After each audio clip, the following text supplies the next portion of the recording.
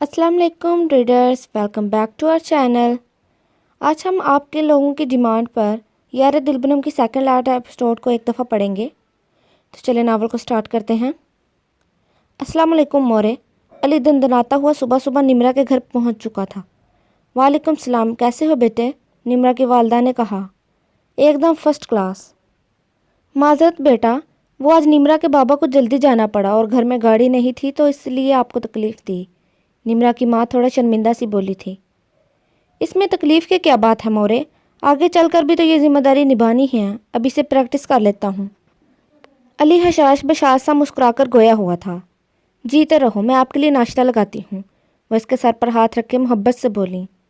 नाश्ते में करके आया हूँ, आप बस निम्रा को भेज दें, मैं गाड़ी में वेट करता हूँ। जब इसकी वालदा निम्रा को बुलाने इसके कमरे में की जानिब आई थी, कुछ देर बाद ही निम्रा उजलत में इसकी जानिब आई। हेलो फीचर वाइफी, अली ने इसका सर ता पैर जायज़ा लेते हुए कहा था। बाय। वो मुंह बसोर कर अकबी नशिस्त का दरवाज़ा खोलते बैठने लगी थी। कहाँ बैठ रही हो, आगे आओ। इसके लिफ्ट ना करवाने पर और पीछे बैठने पर अली गुस्से में नीची आवाज़ में बोला था, क्योंकि कुछ फासले पर ही निम्रा की वालदा खड़ी थी। क्यों, मैं तो पीछे ही बैठूंगी। वो नाक चढ़ाकर गोया हुई थी। अली ने इसकी हरकत पर सख्त नज़रों से घूरा था। वह सर लिए बगैर आराम से पीछे बैठ गई। मोरे दुआ कीजिएगा, आज चुड़ैल के साथ सफ़र कर रहा हूँ, अली निम्रा की वालदा को कहता गाड़ी जन से आगे भगा कर ले गया था। ये चुड़ैल तुमने किसको बोला है? वो एकदम चिल्लाई। चुड़ैल को, वो कंधे उचकाकर बोला। तुम ड्रैकोला कहीं के, मेरे साथ तुम्हें ख़तरा है तो मत लेने आते, वह सख्त लहजे में बोली थी। बस ये दिल का क्या करें साहिब, जो चुड़ैल पे आशिक हुआ है, अली मुबहम सा गुनगुनाया, जबकि निम्रा हूँ कहती दरवाजे से चिपक कर बैठी बाहर देखने लगी। वैसे निम्मी, अंदर से तो लड्डू फूट रहे होंगे, अली इसे बैक मिरर में देखते हुए बोला था, जबकि निम्रा ने इसके सवाल पर अब्रू चुकाई थी। गोया जवाब भी इसी को देने को कहा। मतलब एक चुड़ैल को खूबसूरत हैंडसम लड़का जो मिल गया, वैसे बड़ी ही कोई जादूगर नहीं हो, आखिरकार फांस ही लिया ना मुझे अपने जाल में। चलो कोई नहीं, अब बस मैं यही दुआ करता हूँ हमारे बच्चे तुम पर न जाएं। बच्चों से याद आया, शादी हो गई तो बच्चे होंगे, और पता नहीं शादी कब होगी। शादी से याद आया, क्यों ना हम भाग कर शादी कर लें और तब वापस आएँ जब वह दो छोटे छोटे चुन्नू मुन्नू हों।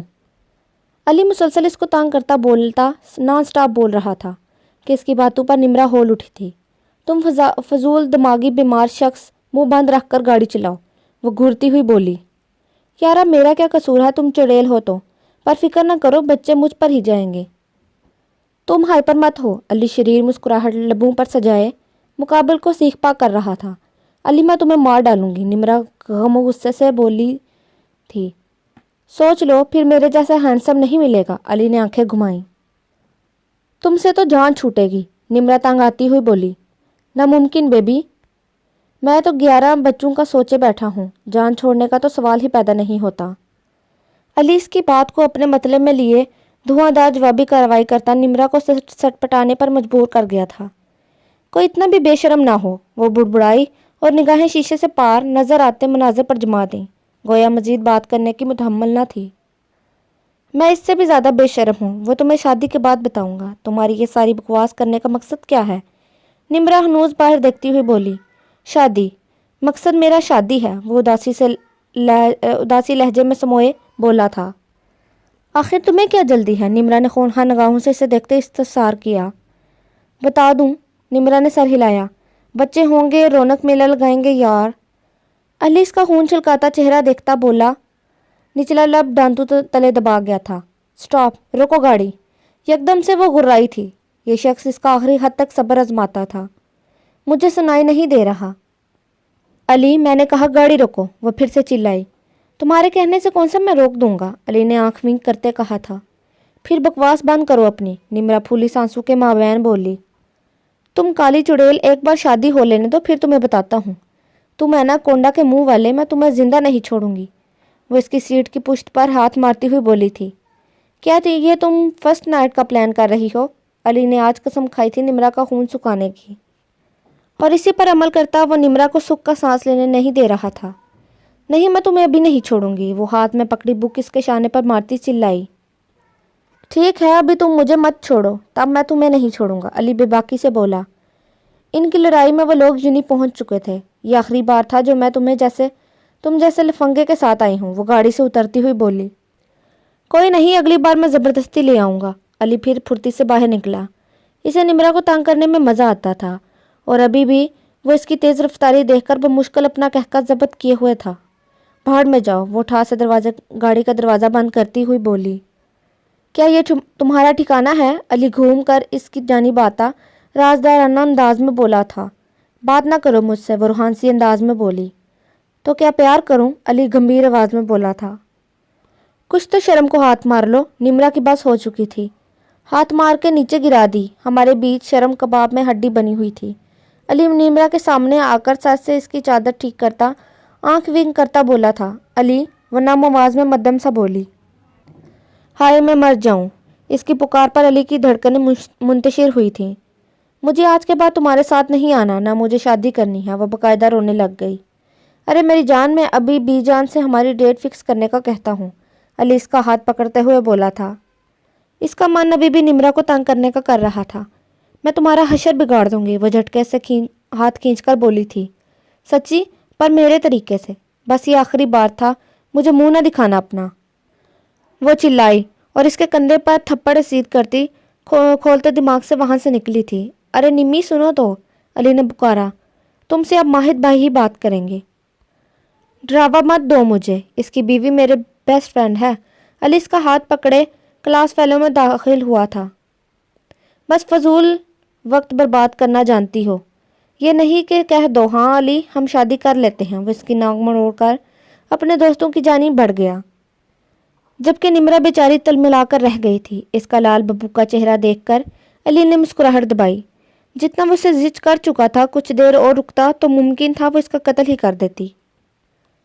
शादाब और हशमत वापस आ गए थे। तुम्हें इन्हें जल्द अज जल्द पकड़ना होगा, और हाँ, पुलिस को इस मामले में इन्वॉल्व नहीं करोगे तुम। कैसे पकड़ना है ये तुम्हारा मसला है। मुझे वो दोनों मेरे फार्म हाउस के बेसमेंट में चाहिए। माहिद अपने ऑफिस में दीवार गिर क्लास विंडो के करीब खड़ा बाहर भागती तेज रफ्तार गाड़ियों पर नजरें मरकूज किए पुरसरार लहजे में बोला था। इसकी आंखों से वहशत टपक रही थी। ओके बॉस, कल ही वे दोनों वहां मौजूद होंगे। हारिस की मुस्कुराती आवाज़ स्पीकर से उभरी। हारिस, ध्यान रखना, बहुत शातिर हैं वो, माहिद परेशान सा बोला था। तू बेफिक्र रह, ये बता भाभी कैसी हैं? हारिस ने पूछा। ठीक है, माहिद गहरी सांस भरकर धीमे लहजे में बोला था। तेरी आवाज़ से लग रहा है जैसे भाभी ने तुझे घास नहीं डाला, हारिस ने छेड़ा। वक्त दे आया हूँ इसे, कल दिन है इसके पास। मुकाबल भी माहिद था। यार कभी तो इस पर रहम कर लिया कर। अब तक रहम ही करता आ रहा हूँ, माहिद अपनी बात पर जोर देता बोला। और मज़ीद दो चार बातें के बाद हारिस को हदायत देता फ़ोन रख चुका था।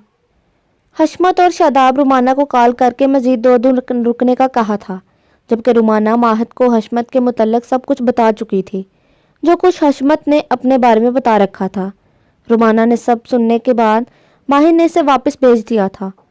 वो मुसलसल इनके लौटने के इंतज़ार में था और आज 3 दिन बाद ज़मीर खान की इतला देते ही वो हारिस को फौरी तौर पर करने का हुक्म दे चुका था। वो खुद जाना चाहता था, पर फिलहाल इसका वहाँ जाना ठीक नहीं था। वो इतनी जल्दी इनको अपने बारे में बताने का मुतमन्नी नहीं था, जब तक कि वो उसके शिकंजे में ना आ जाते। वो इनको कोई राह फरार नहीं मैसर करना चाहता था कि माहिद को देखकर वह चुकन्ने हो सकते थे। इसलिए ये काम हारिस और ज़मीन खान को ही करना था। फिरोज को शम्स खान जकड़े हुए था और अब बस हशमत रह गया था, जिसका इंजाम भी वो तय कर चुका था कि वो बहुत से गैर कानूनी कामों में मुलविस था, जिसकी डिटेल हारिस निकाल चुका था। इसलिए अब हशमत को पकड़ना मुश्किल नहीं था।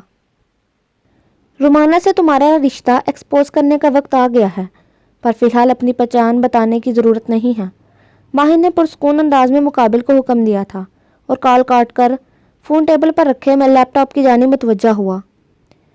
आज इसकी बहुत इंपॉर्टेंट मीटिंग थी। वो अपने क्लाइंट का इंतज़ार कर रहा था, जब भी मैनेजर डोर नॉक करता इसकी जानिब आया। सर, हमारे क्लाइंट आ चुके हैं। मैनेजर की बात सुनकर माहिर ने लैपटॉप की स्क्रीन नज़रें उठाई और ग्लास वाल से उस पार देखा था, जहां 2 हम उम्र शख्स ऑफिस वर्कर्स के सलाम का जवाब देते अपनी सीट पर विराजमान हो रहे थे। ताबिश मलक को وہ پہلے سے جانتا تھا، پر ساتھ ایک اور پروکار روبدار شخصیت کو دیکھ کر ماہد کا دل دھڑکا۔ اس کی آنکھوں میں شناسائی کی رمق ابھری تھی۔ اس کا نظر آتا سائڈ فیس ماہد کو کسی اپنے کی یاد دلا گیا تھا۔ ماہد ہاتھ کی مٹھی بنا کر لبوں پر جمائے بغور اس شخص کو دیکھ رہا تھا۔ مقابل نے جیسے ہی رخ موڑا کہ اس کا چہرہ دیکھتے ہی ماہد اپنی چیئر سے اٹھ کھڑا ہوا تھا۔ یکدم اس کی آنکھوں میں حیرت بے یقینی در آئی۔ وقت جیسے تھم سا گیا تھا۔ وہ ہک دک سا گرے آنکھوں سامنے کلاس وال کے اس پار میٹنگ روم میں بیٹھے شخص کو دیکھ رہا تھا۔ زار چاچو، وہ زیر لب بڑبڑایا۔ سر، وہ ملک حشام ہیں، تابش ملک کے بھائی۔ مینیجر نے تفصیل سے آگاہ کیا تھا، جبکہ ماہد تو اس کے نام ملک حشام پہ ہی اٹک گیا تھا۔ یہ تبریز دلاور خان ہے، اس نے خود کو کہتے سنا، جبکہ نگاہیں اپنے زار چاچو پر جمی تھی۔ مقابل اپنی زیر کر دینے والی روبدار شخصیت کے ساتھ براجمان سب کے دل بری طرح دھڑکا گیا تھا کہ میٹنگ روم میں موجود تمام نفوس کی نگاہیں اس شخص پر جمی تھیں، جو سنجیدگی سے تابش ملک کی کسی بات کا جواب دے رہا تھا۔ مینیجر نے بھی غور سے اس شخص کو دیکھا تھا اور پھر ماہد کو۔ اسے ان دونوں میں ذرا برابر فرق دیکھا تھا۔ دونوں ہی پر زور روبدار جلال کی شخصیت کے حامل تھے، جبکہ ماہد کی بات سن کر اس نے حیرت سے اپنے باس کو دیکھا۔ نہیں سر، وہ ملک، مینیجر نے کچھ کہنا چاہا۔ جاؤ، ماہد کی سرد آواز پر وہ سرد سے پلٹ گیا تھا۔ ماہد کو وہ آج سے 15 سال پہلے والا ہی اس کا زار چاچو لگا تھا۔ وہی روب و جلال، وہی دو ٹوک انداز، وہی زیر کر دینے والی نگاہیں، وہی سنجیدگی۔ وقت کے ساتھ ساتھ اس کی شخصیت میں مزید نکھار آ گیا تھا۔ بے سختہ اس کے لب مسکراہٹ میں ڈھلے تھے۔ معجزے ہوا کرتے ہیں، اور ماہد کو یقین آ گیا تھا۔ خوشی کی لہر وجود میں سرایت کر گئی تھی۔ وہ جی بھر کر اپنے زار چاچو کو دیکھ رہا تھا، جو بھرپور سنجیدگی سے ہاتھ کی مٹھی بنائے لبوں پر جمائے پورے انہماک سے ماہد کے آفس ورکرز کی سن رہا تھا، جبکہ وہ سب اس سے تھوڑا جھجکتے کچھ پوائنٹ بتا رہے تھے۔ ماہد نے مسکرا کر اپنے زار چاچو کے لبوں پر جمی مٹھی کو دیکھا تھا۔ کچھ دیر پہلے وہ بھی اسی انداز اور اسی سٹائل میں بیٹھا تھا، گویا اس کی کچھ عادتیں تبریز دلاور خان سے ملتی تھیں۔ ماہد وقت کا احساس کرتے میٹنگ روم کی جانب بڑھا تھا۔ اس کے آتے ہی سب اپنی جگہ سے اٹھ کھڑے ہوئے تھے، جبکہ تبریز کی نظریں ماہد پر جمی ہوئی تھیں۔ ماہد کو دیکھ کر تبریز کا دل دھڑکا۔ وہ اسے اپنا اپنا سے لگا تھا، گویا اس بار خوبصورت لڑکے سے بہت گہرا تعلق تھا، جیسے وہ اس کا بہت قریبی تھا۔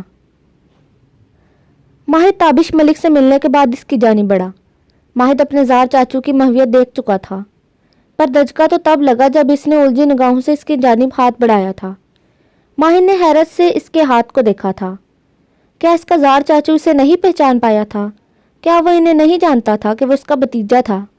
تبھی ماہد کے ذہن میں اس کا نام کلک ہوا تھا، ملک حشام کے پل میں ہزاروں سوالوں نے گردش کرنا شروع کر دی تھی۔ مقابل کھڑی شخصیت اس سے آشنا ہوتے ہوئے بھی نا آشنا تھی۔ ماہد نے گہری سانس بھر کر نگاہیں اس کے چہرے پر مرکوز کیں، جو ہنوز اسے دیکھتا گویا کچھ یاد کرنے کی کوشش کر رہا تھا۔ تبھی ماہد اس کے بڑے ہاتھ کو اگنور کرتا لپک کر اس سے بغل گیر ہوا کہ میٹنگ روم میں موجود تمام نفوس نے حیرت سے ماہد کو دیکھا تھا، جبکہ تبریز بھی ماہد کے یوں گلے لگنے پر پل بھر کے لیے شاکڈ ہوا۔ پر یہ حیرانگی کچھ لمحے کی تھی کہ خون کی تڑپ اور خون کی پہچان پر وہ بھی اس کے گرد باہوں کا حصار باندھے سختی سے خود میں بھینچ گیا۔ کیا ہوا نوجوان، خیریت ہے؟ تبریز نے گمبھیر آواز میں مدھم لہجے میں پوچھا تھا۔ ماہد مسکرا کر ان سے دور ہوا۔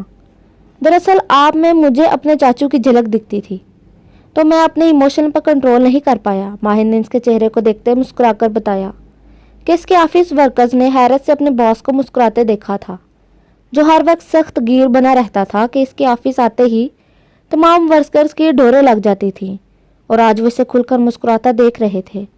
ماہد کی بات پر تبریز نے اس کے کندھے پر تھپکی دی تھی۔ تم مجھے اپنے چاچو سمجھ سکتے ہو، انجانے میں اس کے منہ سے یہ الفاظ نکلے تھے، جبکہ ماہد کے لبوں سے مسکراہٹ جدا ہوئے انکاری تھی۔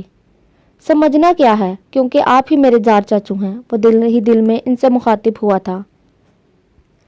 بیٹھیں آپ سب۔ ماہد نے سب کو نشست مالنے کی جانب متوجہ کیا اور خود سربراہی کرسی پر براجمان ہوا۔ تبھی اس نے اپنے مینیجر کو میٹنگ شروع کرنے کا اشارہ کیا کہ مینیجر نے دیوار کی اسکرین پر स्लाइड शो करते ब्रीफिंग देना शुरू कर दी थी।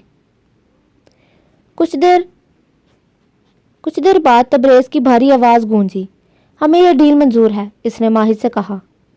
जी हाँ माहिद और सलान खान, हमें हमेशा की तरह इस बार भी आपकी कंपनी में इन्वेस्ट करना चाहते हैं, ताबिश मलिक ने भी मुस्कुराकर कहा था। कि माहिद ने सर हिलाया और फाइल पर सिग्नेचर करते इनके सामने बढ़ाई। बारी बारी सबके साइन होने के बाद उन्होंने एक दूसरे से हैंडशेक किए। साथ ही नए प्रोजेक्ट के लिए माहिद को बेस्ट विशेस दी थी। हमें आपके नए प्रोजेक्ट के लिए कंसर्न पसंद आया, अल्लाह आपको मज़ीद कामयाब करे, अब की बार तबरेज़ ने इसे गले लगाते हुए कहा था। थोड़ी देर बाद ताबिश मलिक और मलिका शाम जाने के लिए अपनी जगह से उठे थे। तभी माहिद ताबिश मलिक के करीब आया था। ताबिश मलिक, मुझे आपसे इंतहाई ज़रूरी बात करनी है, क्या मुझे वक्त दे सकते हैं? माहिद ने इससे पूछा था, जबकि इसने समझते इस बात में सर हिला दिया। आप कहाँ ठहरे हैं? माहिद ने कुछ सोचकर पूछा, जबकि ताबिश मलिक ने होटल का नाम बता दिया था। मेरा मैनेजर आपको खान हाउस छोड़ आएगा, आप वहीं रहेंगे। कुछ देर बाद मैं भी आपको ज्वाइन करता हूँ। माहिद और ताबिश मलिक अच्छे से एक दूसरे को जानते थे और अक्सर ताबिश मलिक को माहिद ने खान हाउस इनवाइट किया था, इसलिए इस बार भी वो माहिद की बात रद्द नहीं कर सका। वो मान गया था कि दोनों बिजनेसमैन होने के साथ साथ अच्छी दोस्ती में भी मुकीद थे। अरसलान खान अफनान, मनान और माहिद से वो बहुत अच्छे से वाकिफ़ थे और ये वाकिफियत चंद अरसा पहले ही हुई थी। मेरे साथ मेरी बेटी भी है, ताबिश मलिक ने कहा था। नो प्रॉब्लम, आप वहाँ आराम से रह सकते हैं। माहिर ने इनकी परेशानी दूर की, वो मुस्कुरा दिए और फिर मीटिंग रूम से बाहर निकल गए। दोपहर के वक्त वो दबे कदमी उसके कमरे में दाखिल हुआ था। कमरा अंधेरे में डूबा हुआ था। दबरेज पर्दे विंडो पर पड़े बाहर की रोशनी को कमरे में दाखिल होने से रोक रहे थे। जीरो बल्ब की मध्यम रोशनी बहुत मामूली सा उजाला बखेर रही थी। कमरे का फूसूं खेज माहौल मुकाबल की धड़कनों को मुंतशिर कर गया था। इसने नज़रें बेड की जानिब घुमाई। सामने ही वो कंबल में लिपटी आराम से फरमा रही थी। वो इसके वजूद को गहरी निगाहों से देखता इस्तेकाक से बेड की जानिब आया था।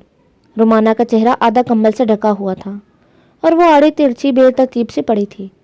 इसके दूधिया पाँव कंबल से बाहर निकले थे, जबकि ट्राउज़र ऊपर होने के बायस दूधिया पिंडलियाँ नज़र आती मुकाबल के जज्बात भड़का गई थीं।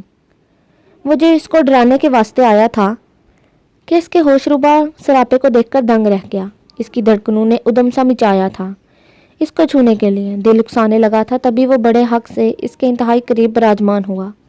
इसने हाथ बढ़ाकर आस्ता से कंबल चेहरे से हटाया था।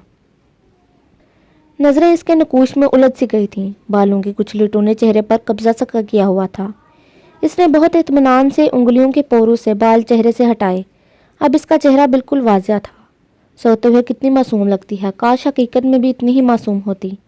वो अंगूठे से इसके गाल से हिलाते सरगोशी में बोला और झुककर इसके गाल पर अपने लब रखे। इसके गुदाज रुखसार का लम्स इसे मज़ीद गुस्ताखियों पर उकसा रहा था कि वो इसके इंतहाई करीब लेटा और आहिस्ता से कंबल खींचकर खुद पर भी डाल लिया। इसने रुमाना को खींचकर अपने इंतहाई करीब किया। मलकियत का एहसास ज़ोर शोर से जाग उठा था कि वह इसकी कमर पर उंगलियों का दबाव डाले इसके चेहरे पर झुकने लगा। जब भी रुमाना ने खुद को किसी की गिरफ्त में महसूस करके कसमसा कर आंखें खोलीं, नज़रें जैसे ही अपने मुकाबल पर पड़ी, वो हलक के बल चिल्लाई जिसे बर वक्त वो हथेली रख कर दबा गया था। विश, तेरे को अपनी असली आवाज़ निकालना ज़रूरी है क्या? मैं उड़ना हूँ पर हूँ तो इंसान। तेरी शक्ल इतनी मुश्किल से बर्दाश्त करता हूँ, अब तेरी भयानक आवाज़ तो मेरे को सीधा ऊपर ही पहुँचा देगी। और मैं अब तेरे साथ गोल्डन नाइट मनाकर तेरा विच वाला रूप ख़त्म करके तुझे इंसान बनाना चाहता हूँ और फिर तेरे से 20-22 बच्चे चाहता हूँ और तू है मेरी ख्वाहिशात के साथ साथ मुझे भी मारने पर तुली हुई है। वो इसकी फटी आंखों में झांकता शरीर आवाज़ में बोलकर इसके लबों पर जमे अपने भारी हाथ पर अपने लब रखे थे, जबकि रुमाना तो इस गुंडे को यहाँ देख और इसकी बातें सुनकर सदमे में चली गई, जबकि मुकाबिल ने इसकी हालत पर कहका लगाया था, तुम कमीने गुंडे गवार यहाँ क्या कर रहे हो? वो इसका हाथ अपनी गर्दन से हटाती आग बरसाते लहजे में बोली थी, सात समंदर पार मैं तेरे पीछे पीछे आ गया। इसने मुस्कुराकर गुनगुनाते आवाज़ आंखें विंक की थी, तुम कमीने गुंडे, शोहर मिलने आया है, कोई खातिर तवाज़ा कर, दिल बहला, یہ کرنے میں تو ماہر ہے، وہ اس کی گردن پر لب رکھے دور ہوتا سرد لہجے میں بولا تھا۔ کیا بکواس کر رہے ہو نیچ انسان، دور ہٹو مجھ سے۔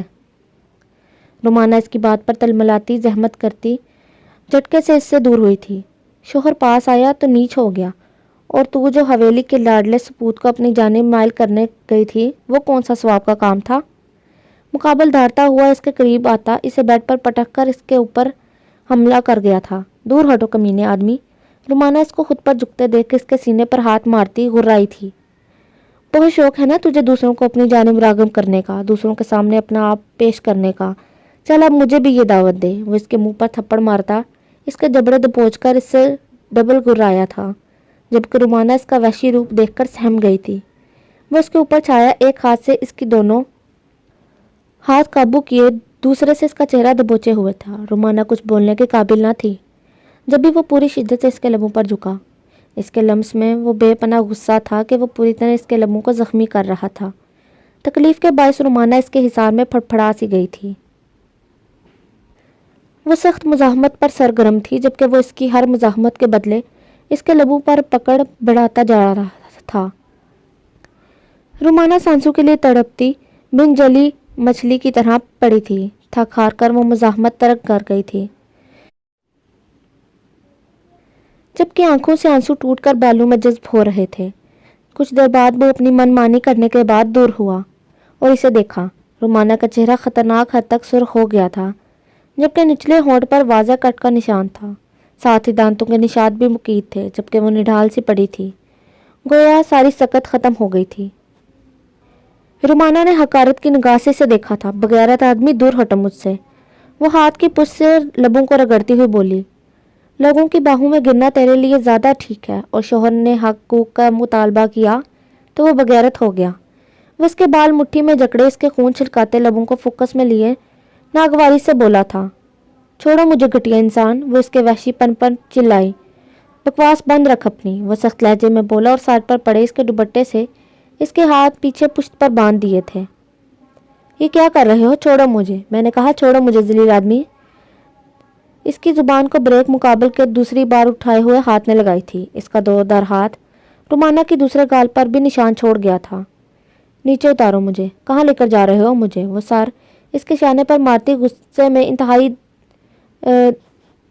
بدتمیزی سے بولی تھی، تو شکر کر کے تیرے منہ پر ٹیپ نہیں لگائی اب، میرے کو تیری آواز نہ سنائی دے ورنہ ادھر پٹخ دوں گا۔ وہ گھرایا اور اسے اٹھائے تیزی سے زینے اترنے لگا تھا۔ سعدیہ جو لاؤنج میں بیٹھی فون پر مصروف تھی کہ دب دب قدموں کی آواز پر پلٹ کر دیکھا۔ سامنے کا منظر دیکھ کر اس کی آنکھیں پھیل گئیں۔ جھٹکے سے وہ اپنی جگہ سے اٹھ کھڑی ہوئی تھی۔ کون ہو تم؟ چھوڑو میری بیٹی کو، وہ یکدم سے چلائی اس کی طرف بڑھی تھی۔ ہائے، میں دماد آپ کا اور اپنی بیوی کو لینے آیا ہوں، مقابل دانتوں کی نمائش کرتا ہوا بولا تھا، جبکہ اس کی بات پر سعدیہ کی آنکھیں باہر ابلنے کو تھی۔ ایسا دماغ اس نے کبھی خواب میں بھی نہیں سوچا تھا کہ کبھی کوئی گنڈا ان کا دماد بنے گا۔ نہیں مورے، بکواس کر رہا ہے یہ، رومانہ نفی میں سر ہلاتی فوراً سے چلائی تھی۔ چپ کر شانی، بکواس تو کر رہی ہے نا؟ بیوی ہے یہ میری، تیری بیٹی نے خوشی سے مجھ سے نکاح کیا تھا۔ وہ سرد نگاہوں سے رومانہ کو گھور کر سعدیہ کو بتانے لگا، کیا؟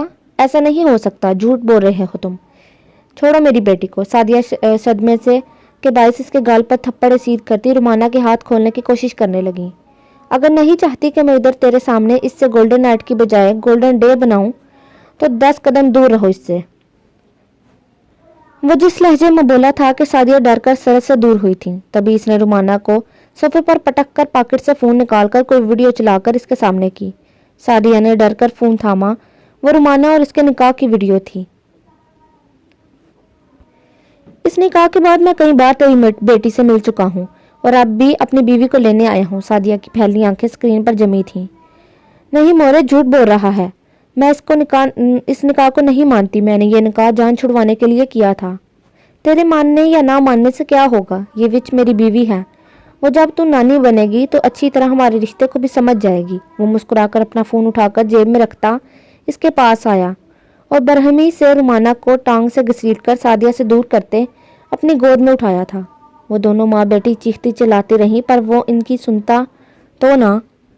وہ تو رومانہ کو لے کر باہر کی جانب بڑھا تھا۔ سعدیہ نے گارڈز کی آوازیں دی، पर कोई भी अंदर न आया, जैसे वो भी मुकाबिल के साथ थे। किसी को ना पाकर वो खुद इनकी जानिब बढ़ी कि मुकाबिल ने गन निकालकर रुमाना की कनपट्टी पर रखी थी।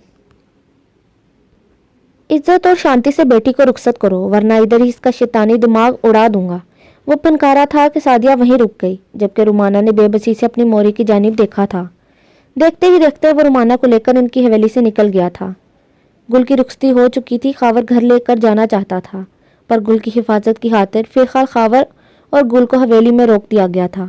खावर और गुल की काफ़ी अच्छी अंडरस्टैंडिंग हो गई थी और वो अपने शोहर को तमाम हकूक दे चुकी थी। 4 दिनों में ही दोनों में मोहब्बत उजागर हो गई थी। यह शायद रिश्ते का कमाल था कि वो दोनों एक दूसरे के करीब आ गए थे। खावर ने इसको ज़मीन खान और फिरोज़ के मुतल्लिक बताया था, जिसे सुनकर वो उदास सी हो गई थी।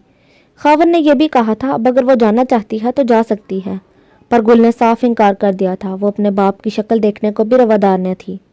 हाँ, अलबत्ता अपने मोरे के लिए फिक्रमंद थी। खावर ने यह भी बताया था कि इसका बाप पागलों की तरह इसको ढूंढता फिर रहा है, पर गुल को कोई परवाह नहीं थी। रोशाना ने इसकी बहुत अच्छी दोस्ती हो गई थी। वो हर वक्त रोशाना और बीबी के पास गुजरती थी, जबकि खावर शम्स के साथ इलाके में होता था। 2 दिन में ही वो काफ़ी घुल मिल गई थी। इसे ये सब लोग बहुत अच्छे लगे थे और सबसे ज़्यादा अच्छा तो खावर लगा था। वो अक्सर अपनी किस्मत से डरती थी कि जैसे इसके बाप के गलत काम हैं, इसकी वजह से वो भी कहीं इन अनदेखी आग में न झुलस जाए। 1-2 बार तो इसके बाप के फ्रेंड्स इससे शादी के ख्वाहिशमंद भी हुए थे कि तब इसकी माँ ने खूब गुस्सा किया था और इन लोगों को घर से भगा दिया था, जिसके बाद फिरोज़ ने बुरी तरह अपनी बीवी को पीटा था। गुल छोटी हवेली के तमाम अफराद को ये सब बता चुकी थी, जिसके बायस इनके दिलों में फिरोज़ के लिए मज़ीद नफरत भर गई थी और गुल को अपनी बेटी समझकर इनको भरपूर तसल्ली दी थी। इसके साथ खावर का रिश्ता वो हमेशा की तरह कायमो दाम रहने की दुआ भी दी थी।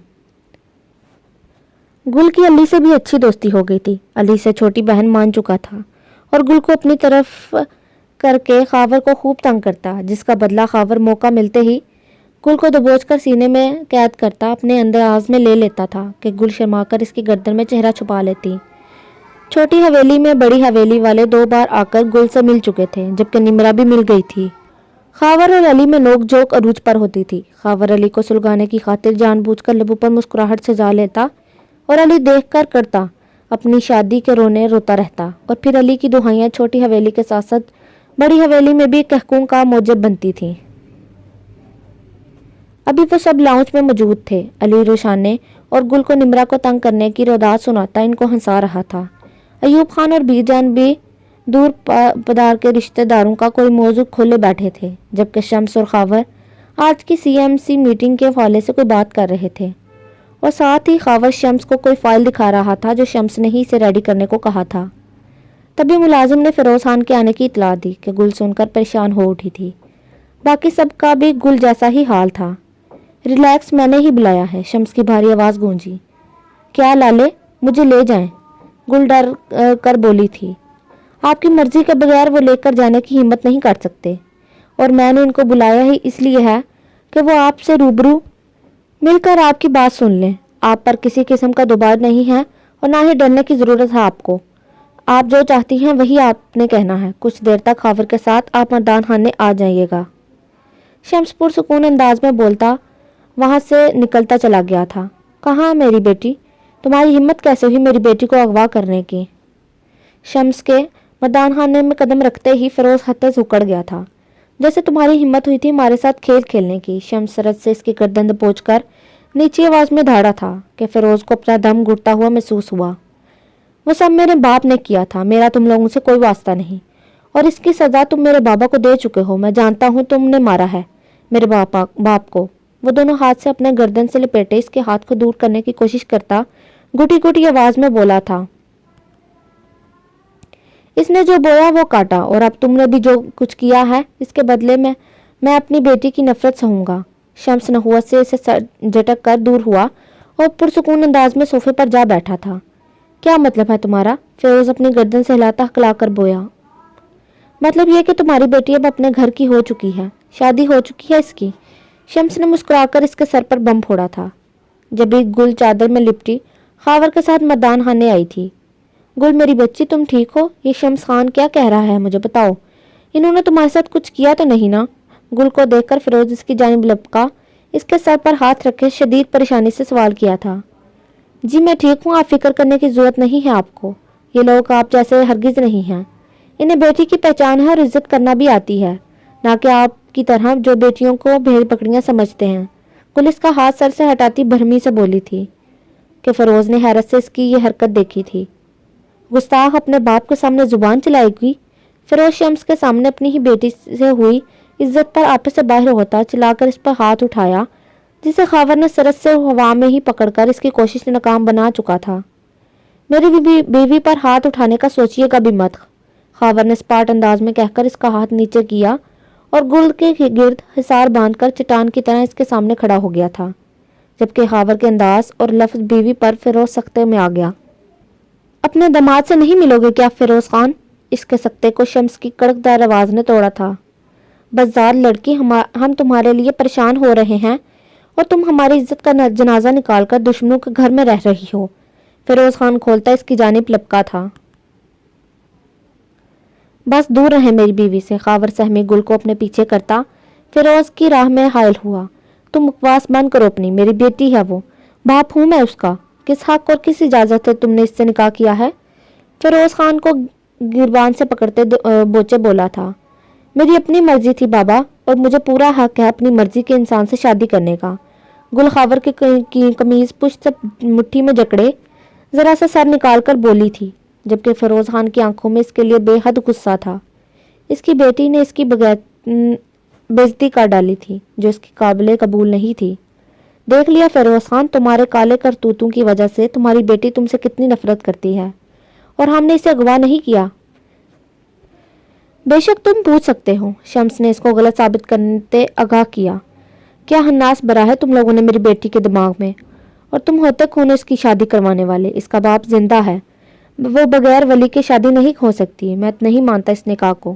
گل چلو میرے ساتھ، ورنہ اچھا نہیں ہوگا، تمہارے کیے کی سزا تمہاری ماں کو بھگتنی پڑے گی، جس نے تمہاری اتنی گندی تربیت کی ہے کہ آج باپ کو رسوا کر چکی ہو۔ فیروز خان داڑا تھا، اس سے کہاں برداشت ہو رہا تھا یہ سب کچھ۔ اگر آپ نے مورے کو کچھ بھی کہا تو میں مورے کو بھی ہمیشہ ہمیشہ کے لیے اپنے پاس لے آؤں گی۔ اتنے سالوں آپ نے ہمیں دیا ہی کیا ہے؟ نہ مجھے کبھی باپ ہونے کا احساس دیا، نہ کبھی شفقت بھرا ہاتھ رکھا، اور مورے کو آپ کی ساری زندگی مارتے پیٹتے ذلیل کرتے آئے ہیں۔ آپ کے اتنے بے رحم ہیں نا بابا، نہ اکلوتی بیٹی کو باپ والا پیار دے سکے، نہ ہی اپنی بیوی سے مخلص رہ سکے۔ گل روتی ہوئی اپنے باپ کے سامنے آتی اس کے ہاتھ پکڑ کر روتی ہوئی بولی تھی، خدارا آپ بیٹی کو کھو دینے کے بعد اپنا سکھ دکھ کا ہر رشتہ خود سے جدا مت کیجیے گا۔ ذرا سوچ کر دیکھیں آپ نے ہمارے ساتھ کیا کیا ہے، آپ کو احساس ہو جائے گا۔ اور بابا میں نے اپنی عزت کو رسوا نہیں کیا، میں گھر سے نہیں بھاگی، میں ایسا کرنے کا سوچ بھی نہیں سکتی۔ ان لوگوں نے آپ کی بیٹی کی عزت بچا کر اسے پامال ہونے سے بچایا ہے، یہ عزت کے محافظ ہیں بابا، ایک بھائی کے روپ میں تو ایک شوہر کے روپ میں۔ وہ ہچکیوں سے روتی ہوئی بولی تھی، اگر اس دن یہ نہ آتے تو شاید آپ میرے کل پڑ رہے ہوتے۔ سب کو اپنے جیسا نہ سمجھیں بابا، دادا جان نے آپ کے دل میں اتنی نفرت بھر دی ہے کہ آپ کو ہر کوئی اپنا دشمن لگتا ہے۔ آپ کیوں نہیں سب کے ساتھ مل کر رہ سکتے؟ کیوں سب سے بیر پال رکھا ہے آپ نے؟ عمر کے اس حصے میں بھی آپ دشمنیاں مول لیے پھر رہے ہیں، آخر کیا ہو گیا ہے آپ کو؟ آپ نے دادا جان کے غلط فیصلوں سے ساری زندگی ان سے دور پردیس میں رہ کر گزار دی، کیا ملا آپ کو؟ یا پھر ان کو مٹی میں دفن ہو گئے وہ لڑتے لڑتے، کیا ملا یہ دشمنی کر کے انہیں؟ ایک لمحہ بھی سکون کا میسر نہیں ہوا ان کو۔ آپ یہ سب مت کریں بابا، چھوڑ دیں سب کچھ، اپنے ارد گرد رشتوں کو وقت دیں۔ مورے کو دیکھیں جو آپ کے جارحانہ رویے کے بعد بھی آپ کے ساتھ رہ رہی ہیں، اپنی بیٹی کو دیکھیں جو اپنے باپ کے پیار کے لیے تڑپ رہی ہے۔ بچے کچھ رشتوں بچے ہیں آپ کے پاس، پلیز انہیں مت گنوائیں بابا۔ میں اپنے بابا کو اکیلا اور ٹوٹا ہوا نہیں دیکھ سکتی، میں اپنے بابا کا غرور بننا چاہتی ہوں، اپنی بیوہ کی لاڈلی بیٹی بننا چاہتی ہوں، آپ کا بیٹا بننا چاہتی ہوں۔ پلیز بابا سب چھوڑ دیں، سب بھول جائیں، مجھے معاف کر دیں بابا، میں آپ کے ساتھ نہیں جا سکتی۔ وہ شدت سے روتی ہوئی وہاں سے نکلتی چلی گئی تھی۔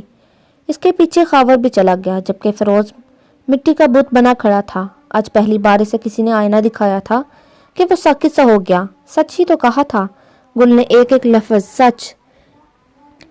اس کی آنکھوں سے آنسو بہہ نکلے تھے۔ شمس ایک نظر اسے دیکھ کر میدان خانے سے باہر نکل گیا، جبکہ پیچھے فیروز نڈال سا صوفے پر ڈہ سا گیا تھا۔